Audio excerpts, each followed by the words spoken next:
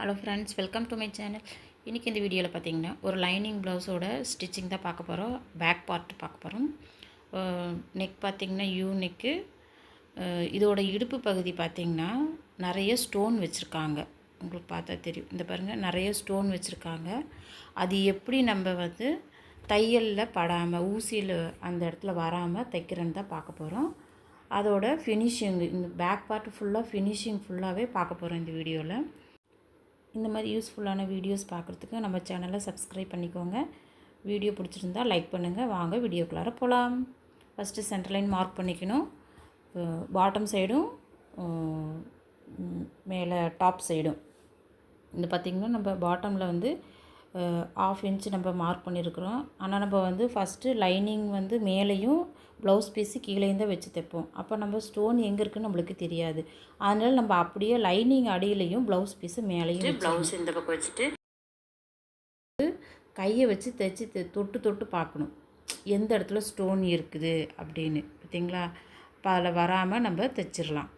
அந்த எட்ஜஸ் தைச்சிட்டு நெக்ஸ்ட்டு பார்த்திங்கன்னா ஒரு தையல் தான் இந்த பக்கம் போட்டிருக்கோம். இப்போ வந்து இதை திருப்பி மறுபடியும் 1/2 இன்ச்சுக்கு இன்னும் 1 இன்ச்சுக்கு இன்னொரு தையல் போடுவோம். பார்த்திங்களா? அது கண்டிப்பாக அது வந்து ஸ்டோன் இருக்கிற பக்கம்தான் வரும். அது எப்படி தைக்கிறதுன்னு பார்க்கலாம்.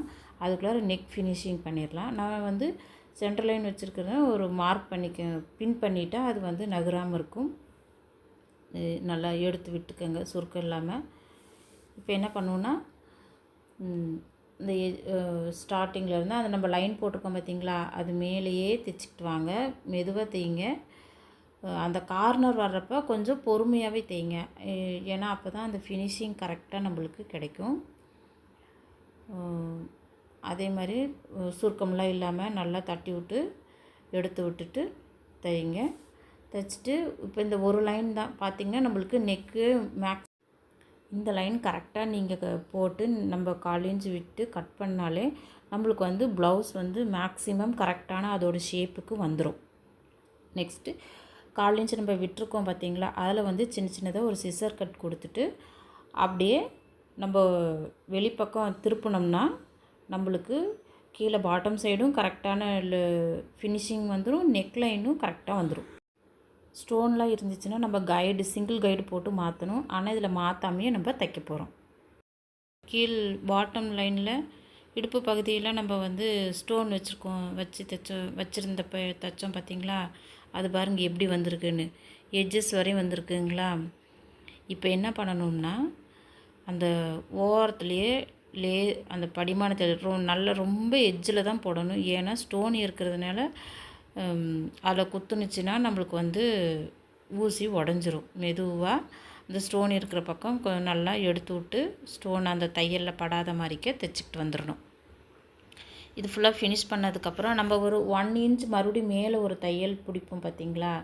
அந்த இடத்துல பார்த்திங்கன்னா நம்ம 1 இன்ச்சுக்கு ஃபுல்லாக வச்சு பார்க்குறப்போ எந்த இடத்துல ஸ்டோன் வந்து இல்லையோ, நம்மளுக்கு 1 இன்ச்சு தான் பிடிக்கணுன்றதுனால நம்ம 1 இன்ச் வச்சு தைச்சிட்டோம்னா அந்த ஸ்டோன் நடுவில் வந்து தைச்சிருவோம்.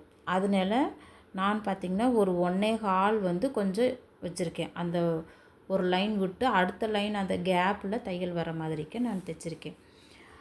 அப்போ வந்து நீங்கள் அது ஃபுல்லாக தைச்சிட்டிங்கன்னா அது லாஸ்ட்டில் பார்த்திங்கன்னா அந்த தையல் வந்து அந்த ஸ்டோன் மேலே வர மாதிரி தான் இருக்குது. அப்போ என்ன ஆகுன்னா, அந்த லாஸ்ட்டில் வர்றப்போ கொஞ்சம் பெண்ட் பண்ணிக்கலாம். கொஞ்சம் அந்த கேப்பில் விட்டு தைக்கிற மாதிரி. ஏன்னா அது தையலில் இடுப்பு பகுதி உள்ளே மடித்து ஜாயின் பண்ணுறப்போ அது உள்ளே போயிடும். அதனால் நம்மளுக்கு அது வந்து தெரியாது. இப்போ பாருங்கள் நம்ம பேக் பார்ட்டு ஸ்டோன் இருக்க பகுதி எப்படி தைச்சி முடிச்சிட்டோன்னு பார்த்திங்களா. அடுத்தது பார்த்திங்கன்னா நெக் எப்படி ஃபினிஷ் பண்ணுறதுன்னு. இது எட்ஜஸ் நம்ம எப்படி கீழே எப்படி ஓரமாக திருப்பி ஓரத்தில் ஒரு தையல் போட்டோமோ அதே மாதிரி நெக் லைன்லேயும் திருப்பிட்டு அந்த ஓரத்தில் ஒரு தையல் போட்டுடுறோம்.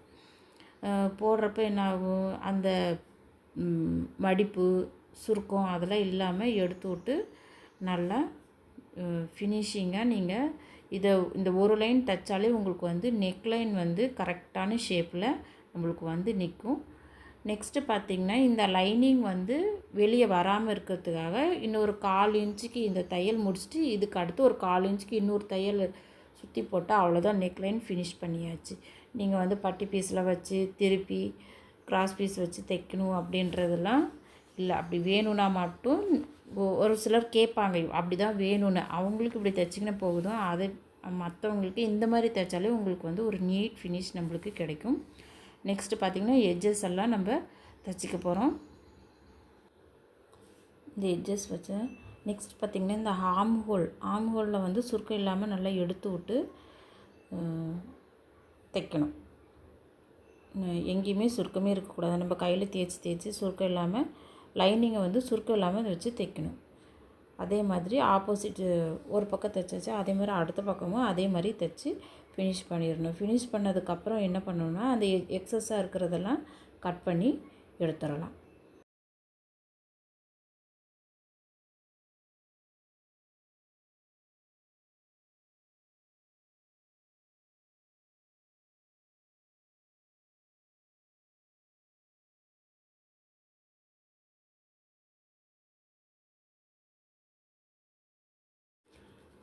பார்த்திங்கன்னா நம்ம ஃபினிஷ் பண்ணதுக்கப்புறம் இப்படி தான் இருக்கும். இதில் வந்து ஷோல்டருக்கு நேராக டாட் பிடிக்கணும் இல்லைங்களா? அதுக்கு என்ன பண்ணணும்னா ப்ளவுஸை 2ஆக ஃபோல்டு பண்ணிக்கணும். ஃபோல்டு பண்ணிவிட்டு நெக்லைன் கரெக்டாக வச்சுக்கோங்க. ஷோல்டர்லேருந்து சென்டர் பாயிண்ட்டு நம்ம அப்படியே பிடிச்சி மடித்து ஒரு 1/2 இன்ச்சுக்கு அப்படியே மேலேருந்து ஒரு டாட் பிடிச்சிட வேண்டியதுதான். இதே மாதிரி ஆப்போசிட் சைட்லேயும் நம்ம டாட் பிடிச்சிடணும். இந்த நம்ம தைக்கிறது வந்து நம்ம கையில் வந்து தொட்டு பார்த்து கரெக்டாக அந்த ஸ்டோன் இல்லாத இடத்துல நம்ம டாட் பிடிக்கணும். ஷோல்டருக்கு நேராக நம்ம வந்து டாட் வருதுன்னா கொஞ்சம் ஒரு 1/2 இன்ச்சோ இல்லை ஒரு 1/4 இன்ச்சோ தள்ளி கூட நம்ம டாட் பிடிச்சிக்கலாம். அந்த ஸ்டோன் வர இடத்துல டாட் பிடிக்காதீங்க. அந்த டாட் வந்து கரெக்டாக இருக்காது, ஸ்டோனில் வந்து குத்திரும். இதே மாதிரி ஆப்போசிட் சைட்லேயும் நம்ம பிடிச்சிக்கிறோம். அவ்வளோதான் ஃப்ரெண்ட்ஸ். இந்த வீடியோ பிடிச்சிருந்தால் லைக் பண்ணுங்கள், ஷேர் பண்ணுங்கள். சப்ஸ்கிரைப் பண்ணாதவங்க நிறைய பேர் சப்ஸ்கிரைப் பண்ணாமல் பார்க்குறீங்க, சப்ஸ்கிரைப் பண்ணுங்கள். இந்த மாதிரி வீடியோஸ் நிறைய யூஸ்ஃபுல்லான வீடியோஸ் நம்ம சேனலில் நிறைய இருக்குது. அதுக்கு வீடியோ சப்ஸ்கிரைப் பண்ணுங்கள். தேங்க்யூ ஃபார் வாட்சிங்.